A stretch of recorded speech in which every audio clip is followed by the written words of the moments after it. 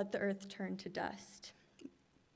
Death, famine, and drought threatened existence, and all the other gods intervened to free Persephone.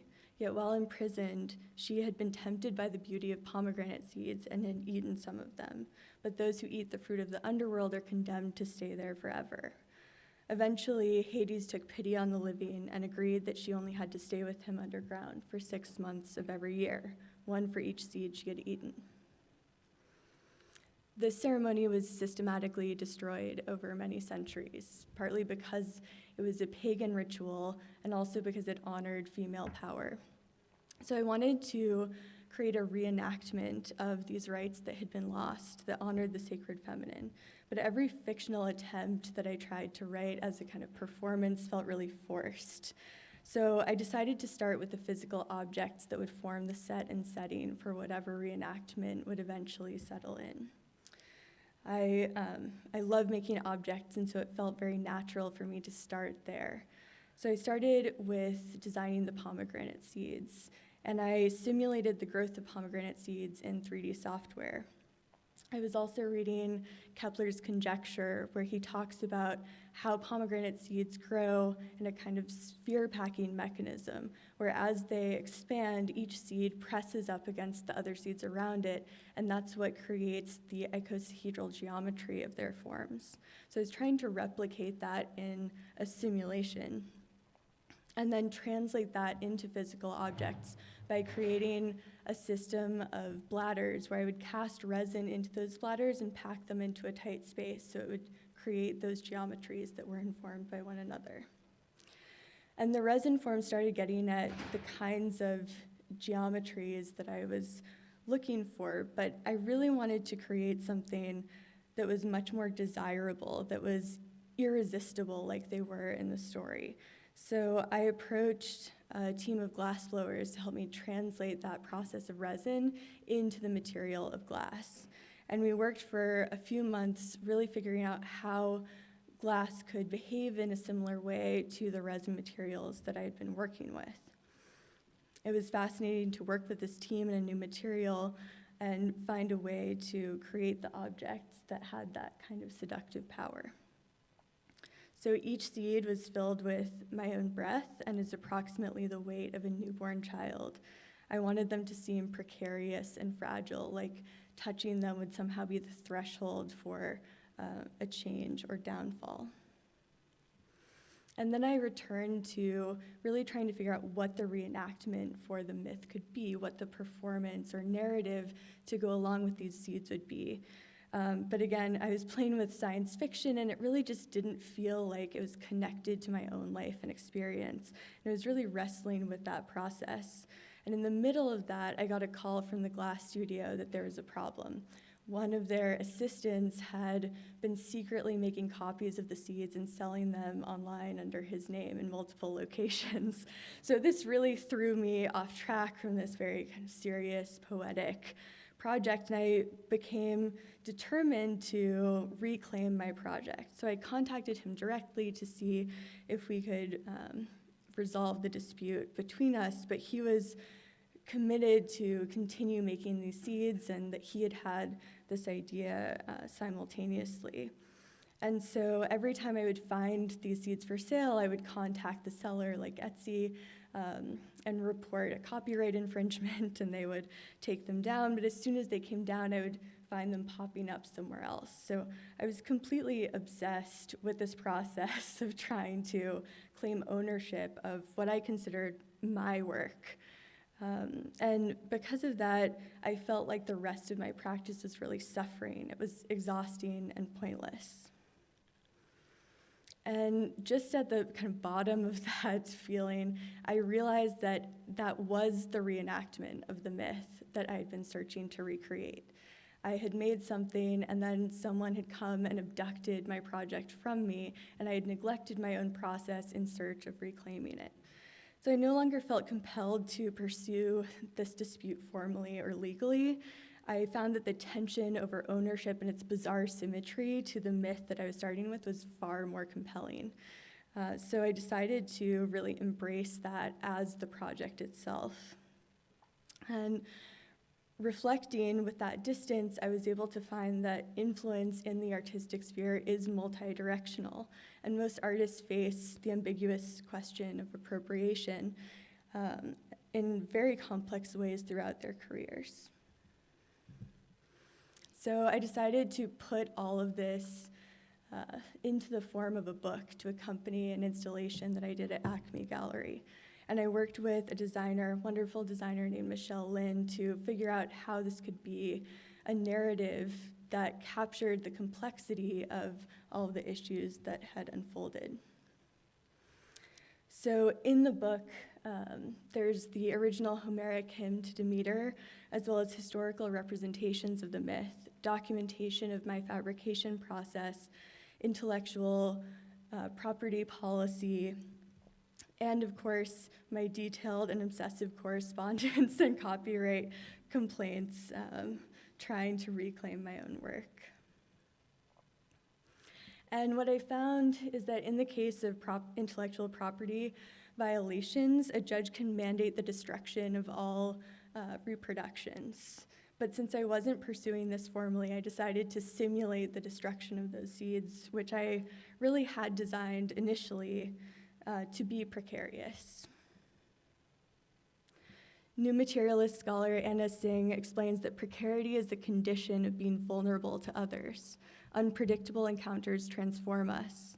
We are not in control even of ourselves. Unable to rely on a stable structure of community, we are thrown into sifting assemblages, which remake us as well as our others. So just as a collection of seeds shape one another, our desires and actions push against those we encounter. And even when it's painful, the tension engendered is far more compelling than could possibly be generated in isolation.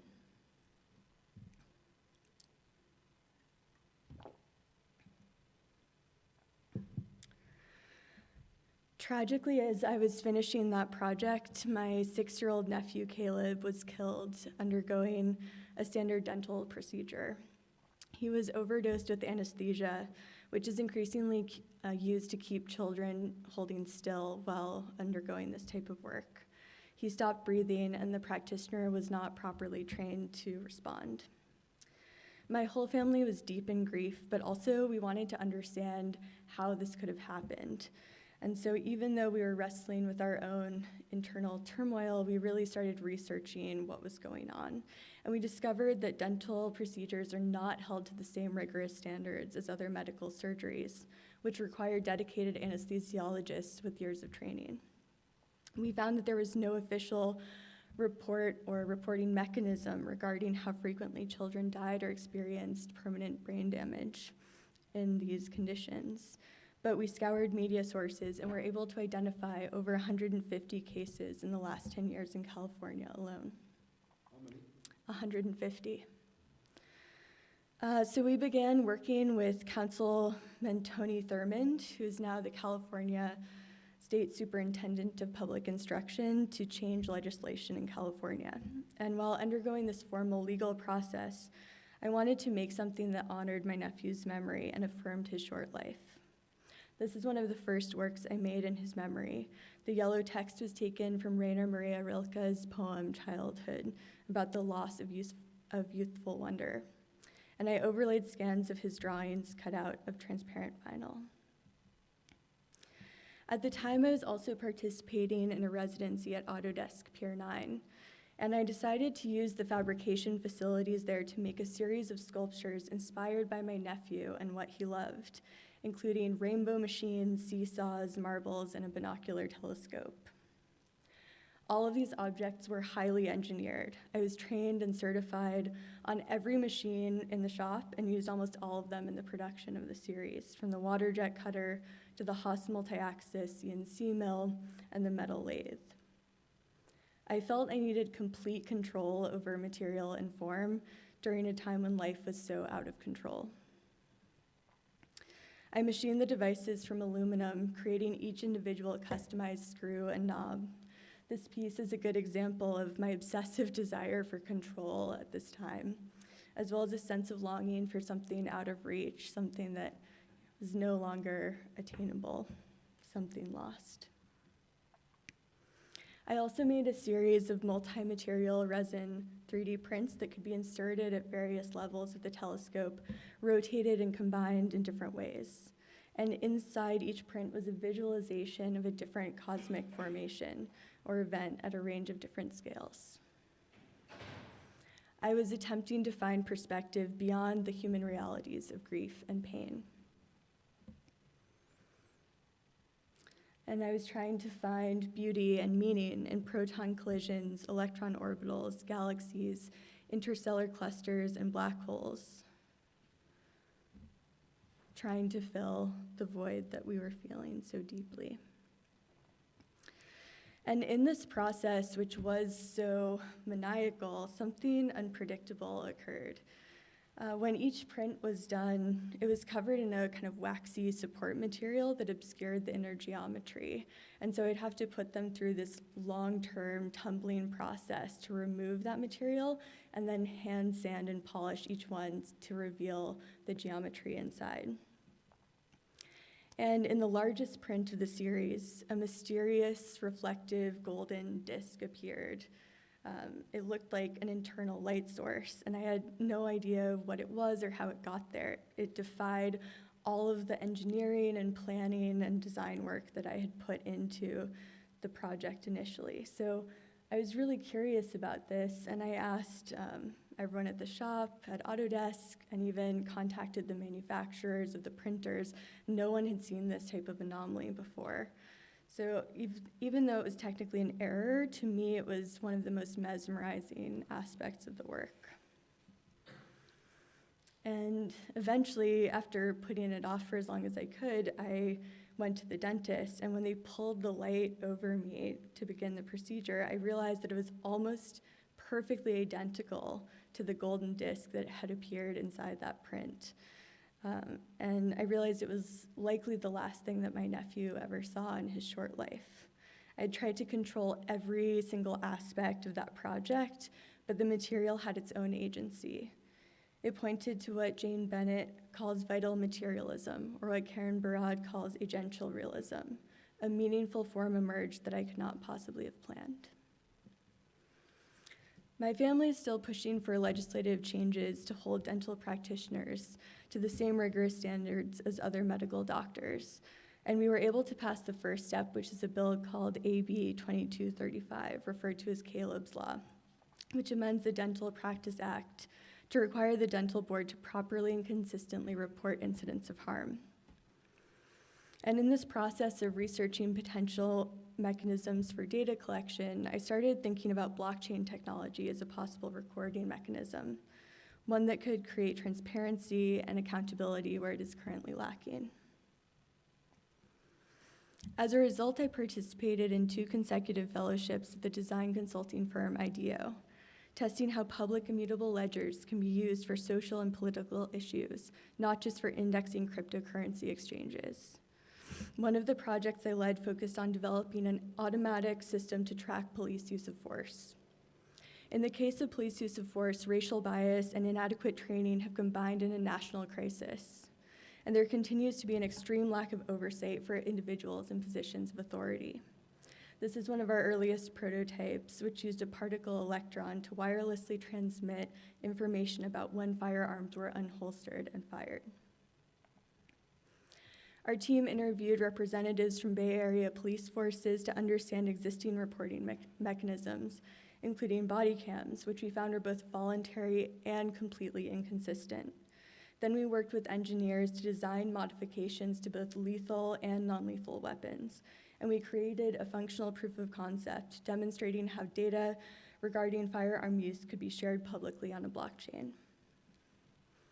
Our prototypes created a direction for activists and policymakers to create transparency and oversight, and it also initiated swift responses from NRA supporters to stop this effort. Many patents and restrictive policy proposals have emerged from this ongoing debate. So I decided to continue researching tracking and data capture as part of my PhD research in the Media Arts and Practice department at USC. I started with foundational texts and surveillance studies, which included the major works of Michel Foucault, especially Discipline and Punish, And I also explored some of his minor works, including Of Other Spaces, which proposes that there are spaces, which he calls heterotopias, where the disciplinary mechanisms of society are simultaneously reflected and inverted. I was in close discussion with film editor Sylvia Rusev about these topics, and we decided to explore these ideas together as a collaboration. We developed a virtual reality experience, Heterotopias, which we've exhibited in a number of contexts, including SIGGRAPH, Karame, the Geneva International Film Festival, and the Cairo Experimental Film Festival. We will also be exhibiting this at the Currents New Media Festival this summer. Our initial hypothesis was that virtual reality could function as heterotopia. However, one of the principles of these types of spaces is that they are communal. They are sites of gathering, places where people who would not normally encounter one another share space and change one another. These are spaces like public gardens, theaters, and cemeteries. So we decided to go around LA and capture these sites using stereo 360 video and photogrammetry. But in the development of the piece, we found that far from the claim that virtual reality is an empathy machine, most VR experiences tend to be isolating. Wearing a head-mounted display separates, it creates distance, self-enclosure, what artist Tito Sterl calls bubble vision. So we decided that for our VR experience, the user would progress through these spaces that Foucault discusses in his lecture, but the spaces would be completely emptied out. No one is present, and the user is alone. The embodied experience also conveys the sensation of isolation and restriction. I created custom furniture for the experience. The user is suspended, groundless, and I modified the head-mounted display so that it feels like a blindfold. Eye tracking drives the entire experience, so each blink functions as a cinematic cut, reconfiguring elements in the scene. We actually inverted the tracking mechanisms, so normally blinks are edited out as noise to keep consistent tracking of the pupil, but we got rid of the other tracking and just used blinks as the main functional element. So in a way, the experience is personalized and interactive, but the user does not feel like they're in control. Blinking is, for the most part, an involuntary mechanism. I'm currently working on my written dissertation, which is an extension of how control works in virtual spaces. So I'm tracing how virtual coordinate systems descend from colonial map-making practices, which functioned as technologies of spatial and social domination. I'm also drawing from post-colonial and anti-colonial thinkers like Frantz Fanon, Gayatri Spivak, and Joanne Sharp. I'm also looking at how the fantasy of carcerality permeates the development of virtual reality. For example, in Ivan Sutherland's proposal for the ultimate display, he explains that the ultimate display would, of course, be a room in which the computer can control the existence of matter. A chair displayed in such a room would be good enough to sit in. Handcuffs displayed in such a room would be confining, and a bullet displayed in such a room would be fatal. I'm charting how Sutherland's violent framing plays out in contemporary military applications. I'm particularly interested in Palmer Luckey, who is the founder of Oculus. His new company, Anduril, has created a virtual border wall that combines UAV, drones, virtual reality, and machine learning to really try to track and control human bodies in space. I'm also looking at how even seemingly benign practices are still saturated with the colonial program. So I'm looking specifically here at photogrammetry capture, and the word capture is very telling. It's now used for a lot of purposes, but one application I'm really interested in is its use in archaeology. And it's definitely better, in my opinion, to make a virtual model of these artifacts instead of actually physically ripping them out of their original sites and putting them into museums in Europe or the United States. But the process still maintains the same colonial narrative of salvation. The idea that cultural heritage preservation is exclusively in the hands of Westerners, denying other cultures the right to care for their own artifacts and claiming those same objects as examples of Western imperial power. Archaeological photogrammetry also reperforms the language of invasion and domination. The technologies such as photogrammetry poles, drones, and cages reenact many of the same performances that were executed at that time. Simultaneously in my creative work, I'm examining what is being lost as a result of the ubiquitous impulse for spatial and material domination.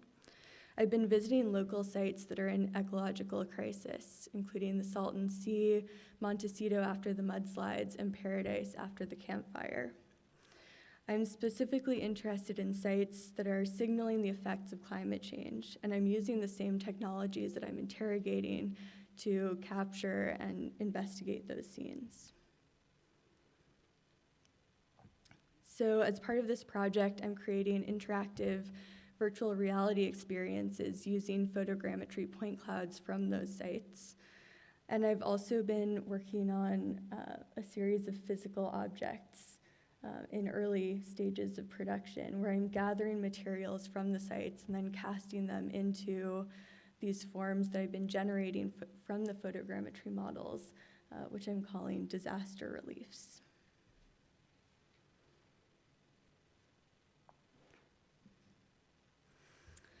I'm passionate about sharing my research and what I'm learning with others.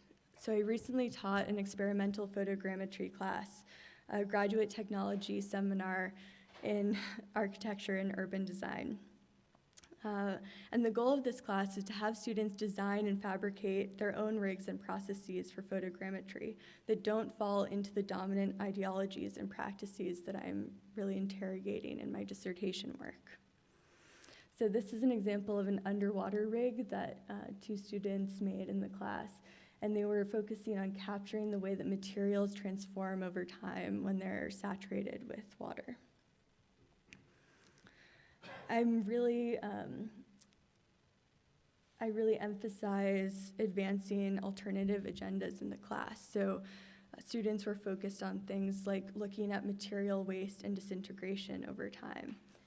This is another project from the class where the students used robotic arms to very precisely measure how styrofoam material was changing over time under different conditions. In general, my teaching emphasizes the importance of process and imagination, two principles that Alfred Whitehead argued were key for engaged learning. I work hard to empower students to feel confident using the tools and processes that they might be unfamiliar with, and then I encourage them to intervene in some way, to invent their own methodologies. Over the last 8 years, I've taught a range of courses in design media arts, including drawing and color, typography, form, 3D modeling and animation, design futures, special topics courses, and senior project studios. I've had the opportunity to teach many of these classes multiple times, and in each instance, I really try to refine and update the curriculum, responding to student feedback and ensuring that the discursive, framing, and technical skills covered are relevant and empowering to all participants. No matter what class I'm teaching, I encourage students to interrogate the devices, platforms, processes, and institutions that we were engaged with. This includes the class being taught itself. In this way, my approach draws influence from critical pedagogy, specifically Paulo Freire's learning to question. I ask students to reflect on their research and design practices. Towards this aim, I include texts like Sophia Noble's Algorithms of Oppression, Rebecca Solnit's Resisting Monoculture, and Wendy Chun's Updating to Remain the Same. The texts I include ask critical questions about the tools and information that form the substrate of our work. And I encourage conversation about the practical, effective, and emotional implications of these frameworks. One of the primary goals is to explore ways to cultivate self-expression within the constraints of these dominant tools and ideologies, or possibly have to open alternative fugitive spaces, as Fred Moten and Stefano Harney articulate in the Undercommons. Intersectional feminism is another key component to my anti-oppression pedagogy. I start from the premise that our ways of knowing are forged in history and relations of power, and I stress the importance of situating work historically and culturally. I encourage students to address the larger context of their ideas and how social, political, and environmental forces play out in their projects and their lives. This strategy requires showing examples and including supporting texts that represent artists and thinkers from diverse backgrounds and perspectives. And in my experience, doing so sets up the conditions for more expansive experimental work. As Bell Hooks suggests in Teaching to Transgress, all students seem more eager to enter energetically into the classroom discussion when they see it pertaining directly to them. I also incorporate many of Judy Chicago's teaching principles. I'm really passionate about creating a sense of community in the classroom, getting to know students and what they care about, and also extending the community by inviting visiting artists and thinkers to share their work with us. I genuinely value every student's presence in the classroom. I believe that everyone influences the classroom dynamic and everyone contributes to the unfolding learning process. These contributions are resources that make the process of learning far more dimensional and exciting.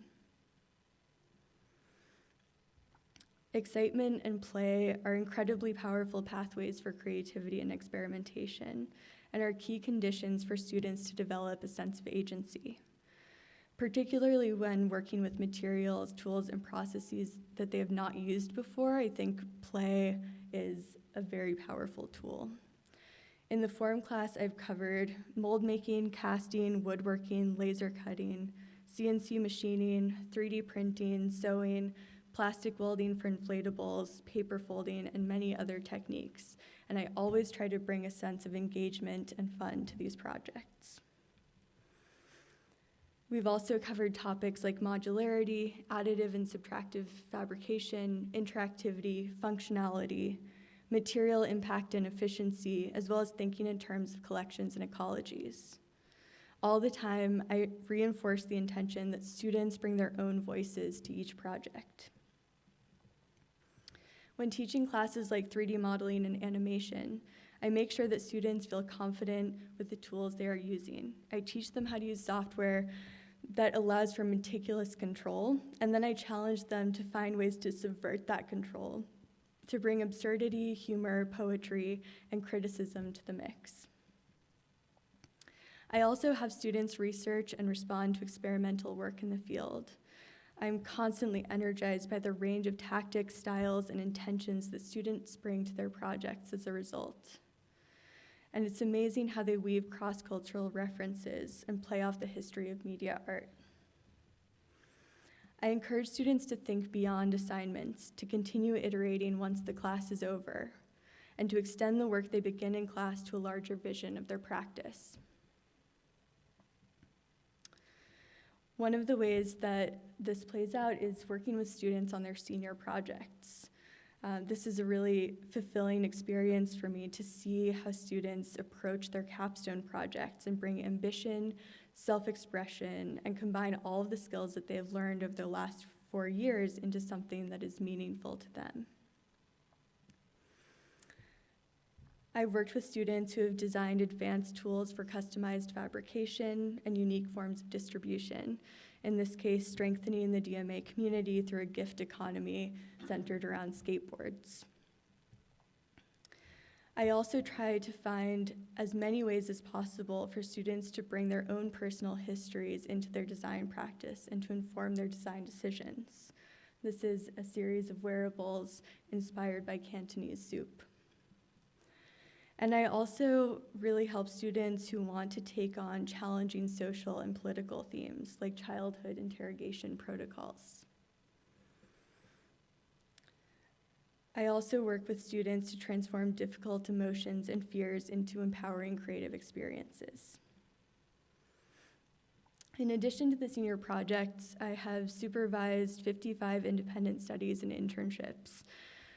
This is an amazing way to help students transition to a self-structured practice. and help them cultivate a passion for an idea or project beyond the constraints of the classroom. So this is a brilliant project trying to capture the aesthetics of capitalism through olfaction. I'm committed to supporting students who are driven to take risks and explore concepts outside the classroom, including making feminist game controllers. And for me, it's important to help everyone succeed and to find ways to transmute enthusiasm and struggle alike into meaningful creative work. I subscribe to the common thread in critical pedagogy, intersectional feminist pedagogy, and anti-oppression pedagogy that education is not separate from life. It can and should be a source of freedom.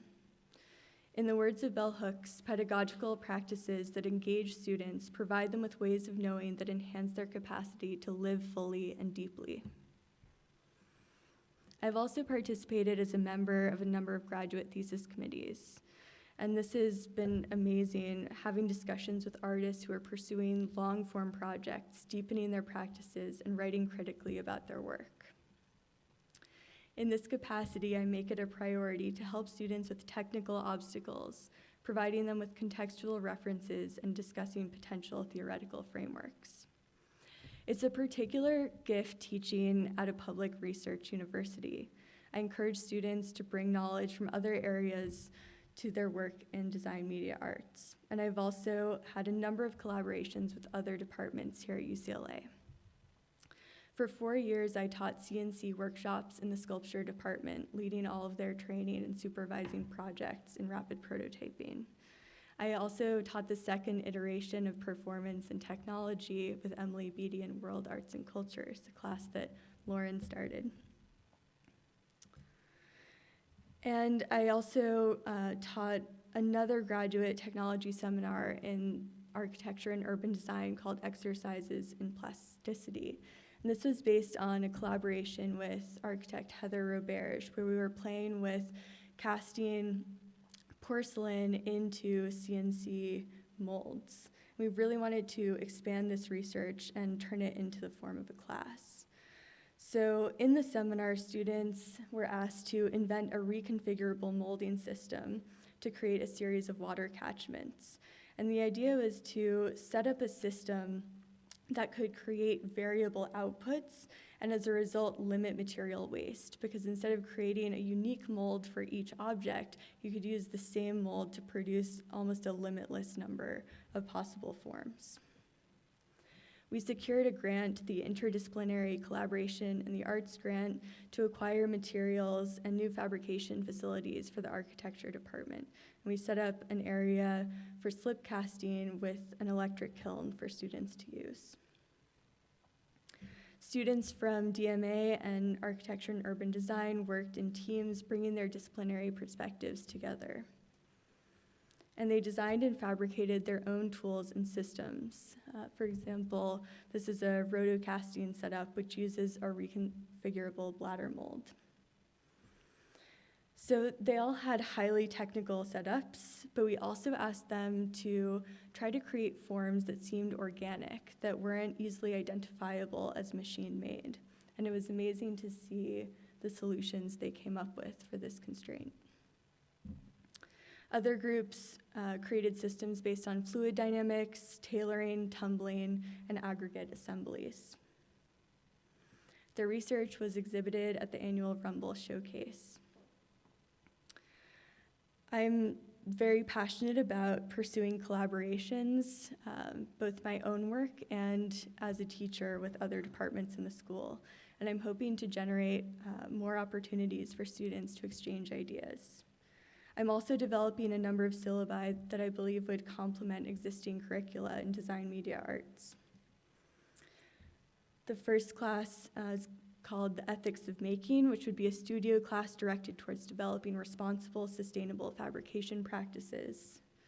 The second is Digital Infrastructures, a discussion seminar focused on the environmental impact and invisible labor behind technological devices and platforms. And the third is Anti-Oppression Pedagogy. This would be equal parts discussion and practice-based for graduate students interested in teaching and developing their own teaching philosophies that emphasize fairness, justice, and freedom. I would be thrilled to advance research and curricula development in this remarkable community. Thank you for sharing your time and attention with me today. I'd be happy to answer any questions that you have.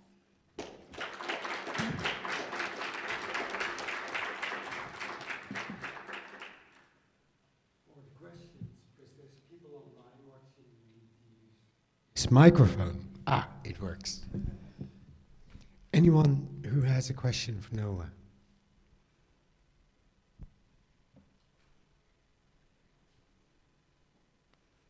Which means you are very clear. I guess they don't have any questions. Ido. Thanks for the talk. No, it was great. I'm curious, I guess it's a simple question, just where do you want your work to go next? I see that you're working in different media, so some very material work and theoretical work and pedagogical work and virtual reality work. So there's some kind of paradox in some ways, a kind of like real fascination with materiality, but then willing to kind of leave it as well. So I'm curious about that tension, but also how you're thinking of all these paths moving forward. Yeah, thank you. I think I'm almost addicted to learning new processes. I'm constantly picking up new things, and I think that that's an impulse that will always be with me. But I also take all of the knowledge that I've gotten from those other forms of production with me, and I think they've started to entangle in a certain way. I do feel much more passionate about working with materials in physical form than virtual reality. I feel like my relationship to the virtual is a more critical one, where I'm trying to understand the limitations and also what's seductive about it, so that when I return to the material form, I can bring those insights with me. I don't want to go on for too long in response, but I think I was really seduced by the virtual and digital technologies almost as being ecologically more responsible or lower impact in some way. And through really studying the infrastructures behind these forms, I've found out that that's absolutely not the case, that in many cases they're far more expensive in terms of the extraction of rare earth materials, the invisible labor, and energy expenditures that go into them. So I've really been reaffirmed in my desire to do physical work and continue that going forward.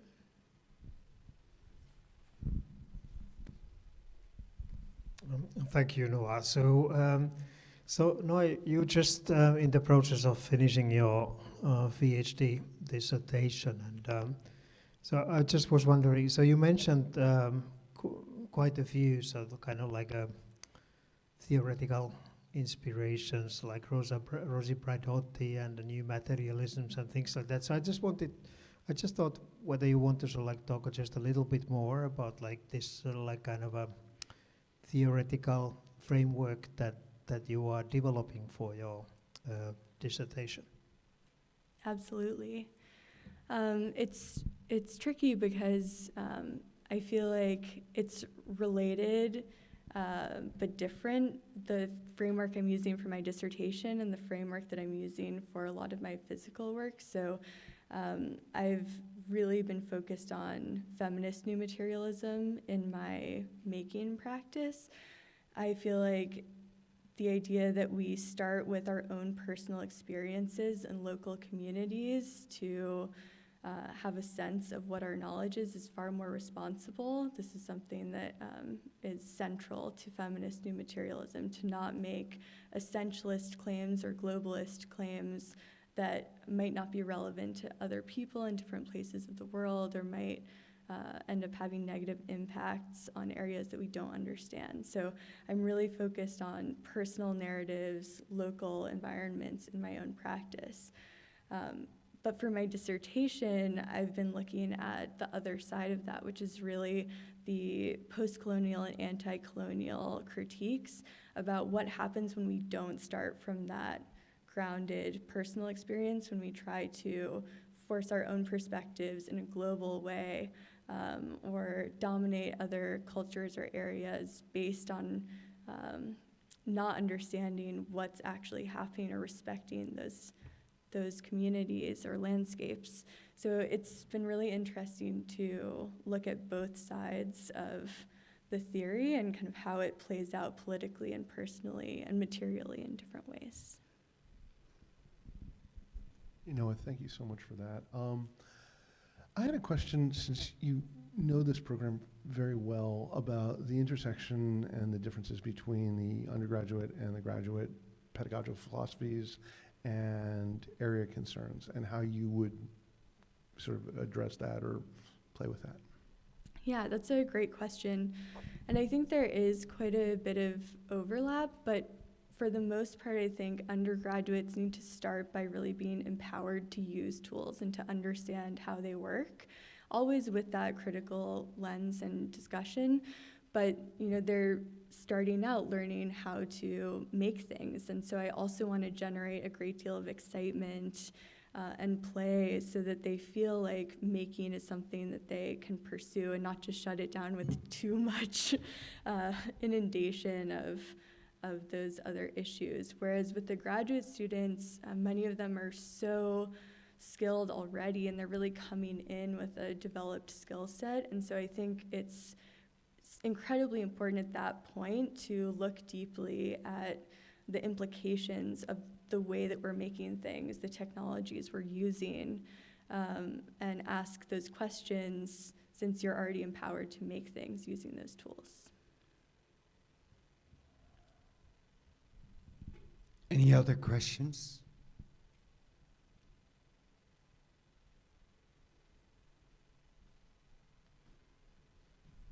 No, then I thank you for your talk. Thank you. It was great.